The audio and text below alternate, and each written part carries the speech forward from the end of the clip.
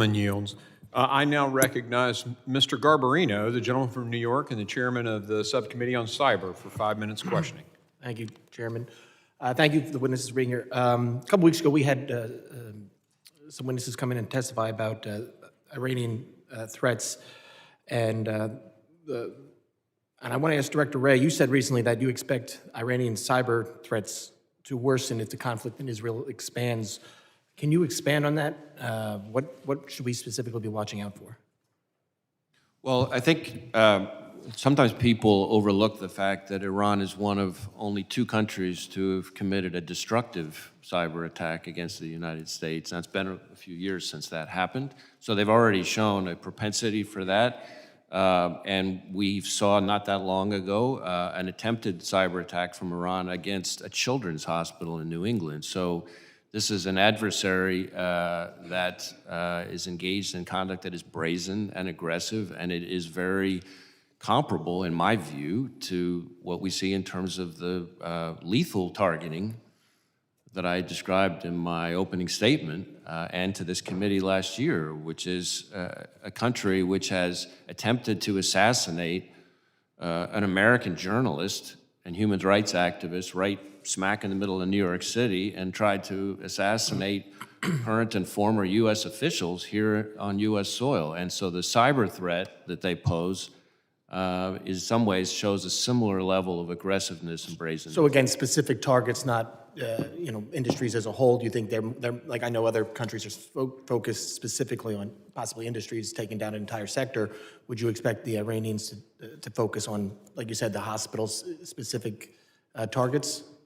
I think critical infrastructure is obviously where we're most concerned. I'm not sure that I could tell you sitting here right now which of the 16 sectors, but critical infrastructure is where we would be most concerned about their potential cyber activity. Thank you. Secretary Mayorkas, what's DHS doing to prepare for these possible cyber attacks coming up? And because I know when Russia invaded Ukraine, we did the Shields Up program. So have you done anything since there's been the war in Israel?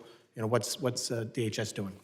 Congressman, so day to day, we work with our private sector partners. We have the Joint Cyber Defense Collaborative that our CISA, Cybersecurity and Infrastructure Security Agency operates. We are working with our partners in Israel.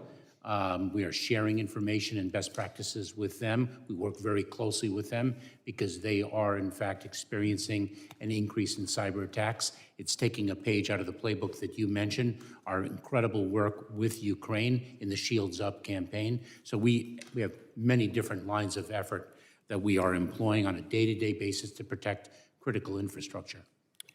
Thank you. And I think one of those things is focusing on workforce. So, Director Wray, you said earlier this year that even if all of the FBI's cyber agents and intel analysts focus exclusively on China threats, Chinese hackers would still outnumber the FBI cyber personnel by 50 to 1.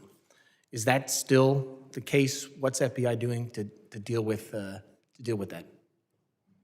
Well, that is still my assessment of the numerical disadvantage that we are at. China has a bigger hacking program than that of every other major nation combined, and has stolen more of Americans' personal and corporate data than that of every nation, big or small, combined. So it is a scale that is significant. In terms of what we're doing, in addition to trying to focus on recruiting cyber talent, both among agents, but also computer scientists, data analysts, data scientists, we are also focusing very heavily, and some of this is in the budget request that's up before Congress, focus on advanced training for our existing workforce. Because one of the things that I hear consistently from our agents who work this area is that while people who know the ones and zeros is incredibly important, if you've got a really good agent who's got the good agent skills, you can, if you get the right training, you can teach them a lot of the cyber stuff that they need. And so we're trying to raise the median cyber proficiency in the workforce, not just recruit our way out of the problem. I appreciate that. And we did meet with some of your agents on a bipartisan trip overseas, some of the work they're doing, and they're doing a really good job overseas, I think, especially with the share information. I wanted to focus, though, lastly, on anti-Semitism that we're seeing the rise in anti-Semitism, especially on college campuses.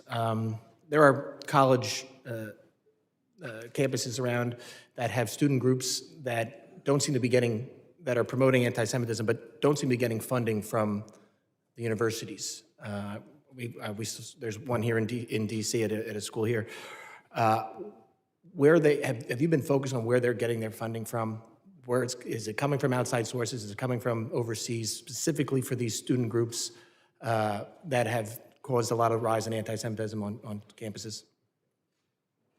Well, when we investigate funding issues, it's in the context of something where we have a properly predicated investigation. So we're not investigating funding in support of First Amendment activity, just to be clear. But certainly we are looking at funding, and have for quite some time, looking at funding of Hamas, going in the other direction, and funding, including looking at Hamas's use of cryptocurrency and things like that. When it comes to groups here, if they are engaged in activity that is properly predicated as a criminal or national security investigation, then funding is, of course, part of what we would be looking at. I think, and I know I'm out of time, but I think the focus on how these student groups are so well, they're well prepared. They are well governed. I mean, the money's got to be coming from somewhere. If it's not coming from the universities, I think it's coming from somewhere. But I'm out of time. I will yield back. Gentleman yields. I now recognize a gentleman from Maryland, Mr. Ivey, who